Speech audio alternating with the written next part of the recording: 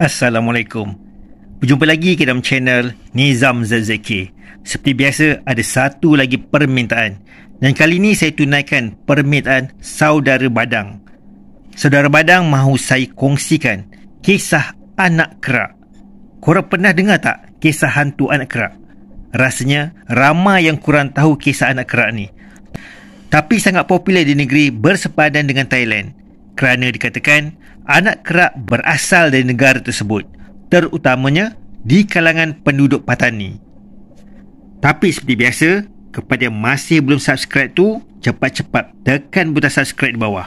Sokongan korang sangat-sangat saya hargai. Mana tahu channel saya ni mampu sebaris dengan channel-channel seram yang lain, InsyaAllah. Okeylah, mesti korang nak tahu kisah anak kerak ni kan? Apa lagi? Okey, jom.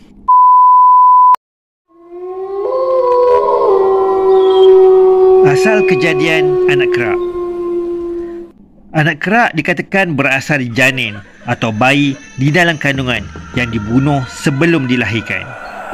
Anak kerak yang paling kuat dikatakan berasal daripada mayat bayi yang merupakan bayi sulung dan ibu bapanya juga merupakan anak sulung. Bayi tersebut dilahirkan pada hari Selasa dan dibunuh dalam lingkungan umur 6 hingga 7 bulan dalam kandungan. Mereka dikecutkan oleh bomoh bagi tujuan amalan perubatan dan juga bagi tujuan melakukan kejahatan. Disebabkan itu, pada zaman dulu menjadi pantang di kalangan penduduk pantai timur untuk mendedahkan mereka anak sulung kepada orang yang tidak dikenali. Anak kerak ini perlu dilayan dengan baik. Ini disebabkan ia dikatakan akan memakan tuannya sekiranya terbiar. Oleh itu, semua perkakasan seperti buaian, kelambu nyamuk, bantal, tilam dan hidangan susu perlu disediakan secara berterusan selagi anak kerak ini tidak dibuang. Anak kerak ni biasanya dibeli dari Tok Cha Siam atau Tok Bomoh. Di Malaysia, anak kerak ini sangat popular di Kedah dan Kelantan. Terdapat beberapa grade anak kerak ni. Semakin kuat, semakin mahal. Ada banyak tujuan anak kerak ini dipelihara. Antaranya sebagai ubat pengasih, pendinding, pelindung untuk kebal dan kuat, khianat dan pelaris kedai. Contohnya, pelanggan hanya akan nampak kedai pemiliknya sahaja dan seolah-olah kedai pesaing sedang ditutup, sedangkan hakikatnya kedai tersebut dibuka seperti biasa.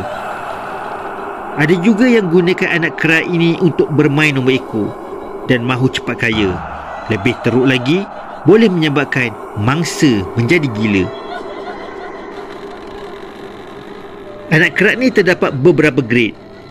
Grade paling rendah diambil dari janin dan dicampurkan dengan beberapa bahan yang telah ditapakan dan dibentukkan ke dalam acuan.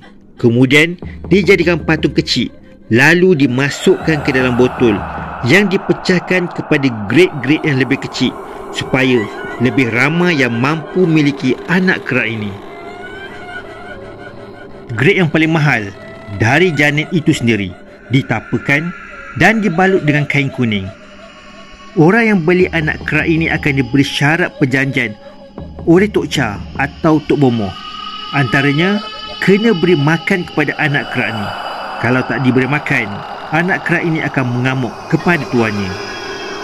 Anak kerak yang paling power dan mahal biasanya dimiliki oleh Tok Bomoh. Mereka gunakan beberapa bahagian badan seperti anggota atau panca indera janin yang telah ditapakan sebagai sihir untuk lihat jarak jauh. Contohnya, bila mangsa sihir pergi berubat, maka Tok Bomoh tadi boleh tahu dengan menggunakan bahagian anggota seperti mata dan telinga janin tersebut, lihat dan dengar melalui mangsa.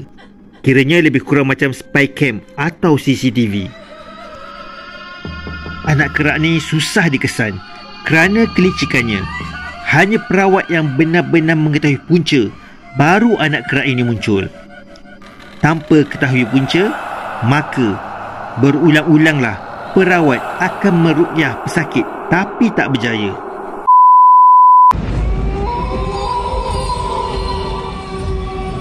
Tanda diganggu anak kerak. Tanda diganggu dalam sedar. Seperti sihir biasa, susah nak dikesan. Kadang-kadang terperasan di hujung mata akan kelibat makhluk separas lutut sedang melintas. Yang kedua, tanda ketika tidak sedar. Kerasukan yang sangat keras dan ada kalanya akan menyebut susu, ibu, emak bila mana anak kerak ni dah hampir tewas ketika mangsa sedang berubat. Mereka yang telah buka hijab mampu melihat anak kerak ini dan menurut mereka kulit anak kerak ni kekuningan, berkepala botak, air liur meleleh-leleh dan bermata merah. Mesti ada yang tertanya-tanya, apa beza anak kerak dan toyol? Kedua-dua jenisnya hampir sama, tapi tak serupa dan tugasnya juga berbeza. Toyol tugasnya mencari duit, manakala anak kerak ni membuat kerja yang jauh lebih dahsyat hingga mampu menghancurkan kehidupan mangsanya. Pesanan untuk semua. Sesungguhnya, perbuatan ini adalah haram dan syirik. Sebagai umat Islam, kita dilarang sama sekali membeli atau membelanya kerana pemiliknya akan susah untuk mati. Benda ini perlu diwariskan dan menjadi saka. Jangan tersalah langkah. Sekali silap, sampai bila-bila anda akan menderita. Bahkan anak cucu anda yang tak mengetahui juga akan menderita.